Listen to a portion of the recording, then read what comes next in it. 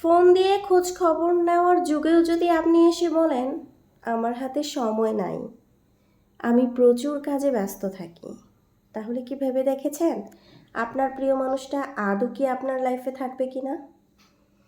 একটি minute phone দিয়ে কথা বললে যদি সে সান্ত্বনা পায়, তার মানসিক শান্তি আসে এবং আপনার অনেকটা প্রশ্রয় হয়, তাহলে আপনি কেন তাকে একটা মিনিট সময় দিচ্ছেন না?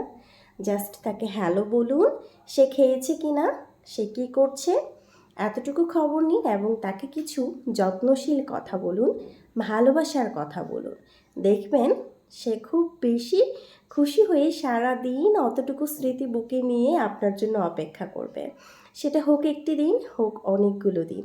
বিশ্বাস করেন, অন্তত এই কাজটি করুন, আপনিও ভালো থাকবেন এবং আপনার মাথার প্রেশার অনেকটা কমে যাবে এবং সেও সুস্থ স্বাভাবিকভাবে আপনার ঘরে খুব সুন্দরভাবে থাকবে এবং আপনার অপেক্ষায় থাকবে।